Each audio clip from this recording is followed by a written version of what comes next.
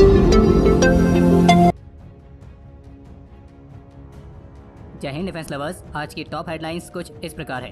China की तरफ से उभरने वाले खतरे को ध्यान में रखते हुए इंडियन आर्मी ने चाइना फ्रंट पर मूव करी 6 डिवीजन्स। कटरा बस हादसे में हुआ एक नया खुलासा। वियतनाम का कहना है कि डिफेंस और न्यूक्लियर टेक्नोलॉजी ऐसे सेंसिटिव एरियाज में केवल भारत ही कर सकता है उनकी मदद। चाइना की नई सबमरीन बन सकती है इंडियन एयरफोर्स के बेसिस के लिए खतरा। और फिनलैंड का नेटो को ज्वाइन करना रशियन राष्ट्रपति ने बताया एक बड़ी गलती।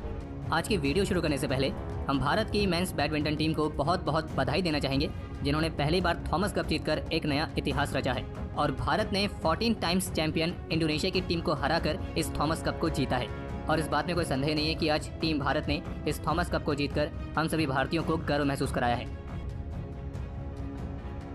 लेटेस्ट मीडिया रिपोर्ट्स के मुताबिक चाइना की तरफ से उभरने वाले खतरे को ध्यान में रखते हुए इंडियन आर्मी की तरफ से करीब 6 डिवीजन्स पाकिस्तान फ्रंट और एंटी टेररिस्ट रोल से अब चाइनीज थ्रेट को टैकल करने के लिए शिफ्ट की गई हैं। और इस मामले पर एएनआई की तरफ से जारी की गई रिपोर्ट के मुताबिक, जिसमें सीनियर गवर्नमेंट सोर्सेज के हवाले से बताया गया है कि इंडियन आर्मी अपनी फोर्सेस का रीअलाइनमेंट और रीबैलेंसिंग कर रही है, जो पहले उत्तरी सीमाओं से सामना की जाने वाली चुनौतियों की तुलना में पाकिस्तान की तरफ से आने वाले खतरे के लिए अधिक तैयार थे। और पिछले 2 वर्षों में इस रीबैलेंसिंग और रीअलाइनमेंट वाली एक्सरसाइज के बाद 2 डिवीजन, जिसमें लगभग 35,000 के आसपास ट्रूप्स हैं, तो इन सभी को काउंटर टेररिज्म रोल से अब चाइना के साथ लगने वाली सीमाओं पर तैनाती के लिए लाया गया है। और जिसमें से एक डिवीजन राष्ट्रीय राइफल्स की है, जो कि जम्मू कश्मीर में तैनात थी और अब उन्हें पूर्वी लद्दाख में तैनात किया गया है। और इसी तरीके से तेजपुर बेस्ड गजराज कोर के अंडर आने वाली असम बेस्ड डिवीजन, जो कि अभी तक काउंटर इंसर्जेंसी रोल्स के लिए डिप्लॉय की गई थी, तो उन्हें भी वहां से निकालकर नॉर्थ ईस्ट में चाइना के साथ लगने वाली सीमाओं पर लाया गया है। और सोर्सेज का ये भी कहना है कि इस फॉर्मेशन के रिडक्शन के बाद से अब असम में काउंटर टेररिज्म ऑपरेशंस के लिए कोई भी आर्मी यूनिट इन्वॉल्व नहीं है। और इसके साथ ये भी कहा गया कि चीन के साथ लगने वाली सीमाओं पर चाइनीज मिलिट्री के लिए एक सीधा संदेश भी जाता है कि एलएसी पर चाइनीज मिलिट्री द्वारा जो यथास्थिति को एक तरफा तरीके से बदलने के प्रयास किए जाते हैं, तो वो प्रयास कभी भी सफल नहीं हो सकते हैं। और जैसे कि डिफेंस अपडेट पे हम आपको बता चुके हैं कि इंडियन आर्मी चीफ ने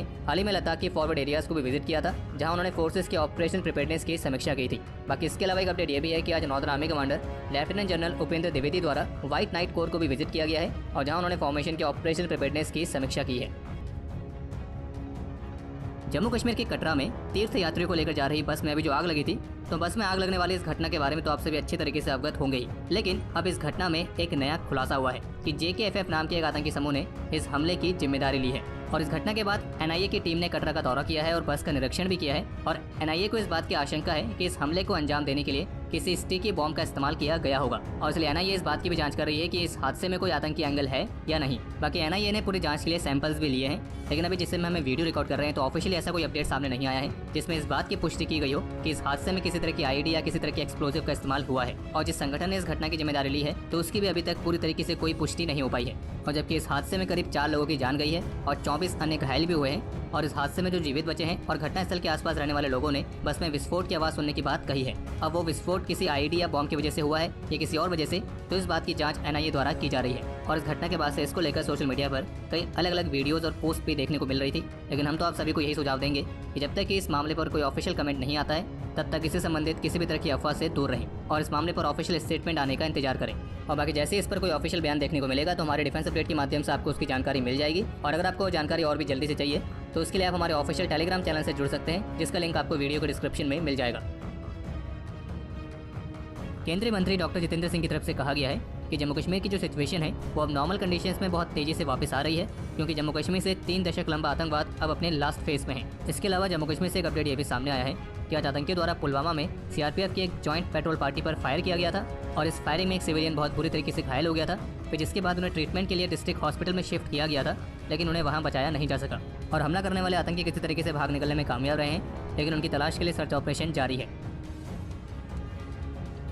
वियतनाम इन्वॉय की तरफ से कहा गया है कि वियतनाम भारत के साथ बेहद ही महत्वपूर्ण संबंधों को साझा करता है, क्योंकि ये पीस, स्टेबिलिटी और डायलॉग एनवायरनमेंट को प्रमोट करता है। और उनका ये भी कहना था कि केवल भारत ही सेंसिटिव एरियाज में साउथ ईस्ट एशियन नेशन की मदद कर सकता है। उनका ये भी कहना था कि सारे नेशंस फ्रेंडली हैं, लेकिन कुछ कंट्रीज ऐसी हैं जिनके साथ हमारे संबंध काफ़ी ज़्यादा महत्वपूर्ण हैं और जिनमें भारत भी आता है। और सेंसिटिव एरियाज जैसे कि डिफेंस, न्यूक्लियर टेक्नोलॉजी, इन सभी महत्वपूर्ण क्षेत्रों में केवल भारत ही वियतनाम की मदद कर सकता है। और बाकी जैसे कि आप सभी जानते होंगे कि वियतनाम ने भारत के आकाश मिसाइल डिफेंस सिस्टम को खरीदने में भी अपनी दिलचस्पी दिखाई है। हालांकि वो बात अलग है कि अभी तक इसमें ऐसे कोई एडवांस प्रोग्रेस देखने को नहीं मिली है।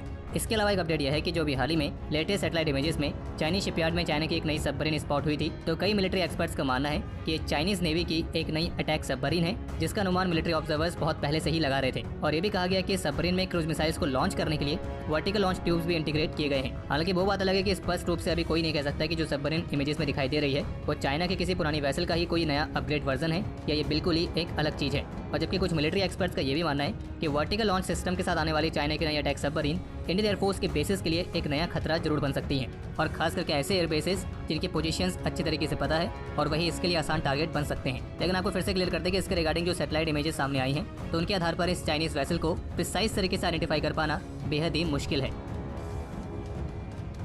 फिनलैंड की तरफ से नेटो मेंबरशिप के लिए अप्लाई करने का फैसला लिया गया है, और फिर इस फैसले के चलते ही रशियन प्रेसिडेंट व्लादिमीर पुतिन ने अपने फिनलैंड काउंटर पार्ट के साथ फोन पर बात करी थी, और इस टेलीफोनिक कन्वर्सेशन के दौरान रशियन राष्ट्रपति की तरफ से फिनलैंड के राष्ट्रपति को कहा गया है कि फिनलैंड के द्वारा नेटो मेंबरशिप के लिए अप्लाई करना एक गलती है, क्योंकि फिनलैंड की सिक्योरिटी को किसी भी तरह का कोई खतरा है ही नहीं।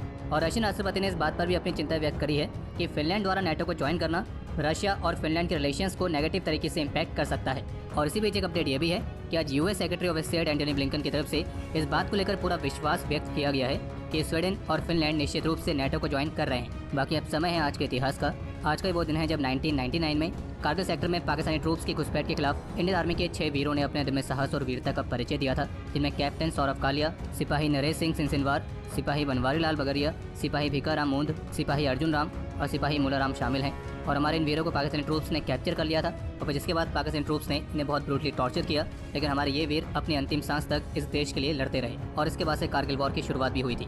बाकी आज के दिन 1989 में श्रीलंका में ऑपरेशन पवन के दौरान कैप्टन निभय कुमार सिंह ने भी अपने अदम्य साहस और वीरता का परिचय देते हुए अपने जीवन का सर्वोच्च बलिदान दिया था। आज के दिन 1999 के कारगिल वॉर के दौरान 1/11 गोरखा राइफल्स के राइफलमैन सुनील जंग ने भी अपने जीवन का सर्वोच्च बलिदान दिया था। और जबकि आज का वो दिन है जब इंडियन आर्मी के पहले Indian commander in chief field marshal के एम करियप्पा का निधन भी हुआ था, और आज उनकी 29th डेथ एनिवर्सरी है। और फील्ड मार्शल के एम करियप्पा भारत के वो मिलिट्री लीडर हैं जिन्होंने अपने विजन, अपनी वैल्यूज और अपनी लीडरशिप के माध्यम से एक ब्रिटिश इंडियन आर्मी को स्वतंत्र भारत की मॉडर्न प्रोफेशनल आर्मी में ट्रांसफॉर्म किया था। बाकी इसी के साथ आपके लिए आज का सवाल, वो कौन सा देश है जिसने 2022 में सबसे largest cyber exercise locked shields को होस्ट किया था। बाकी अगर आपने चैनल को सब्सक्राइब नहीं किया है तो चैनल को भी सब्सक्राइब जरूर करें। अपना विज्ञापन यहाँ लगवाने के लिए संपर्क करें 7229976742, क्योंकि दिखेगा तभी तो बिकेगा।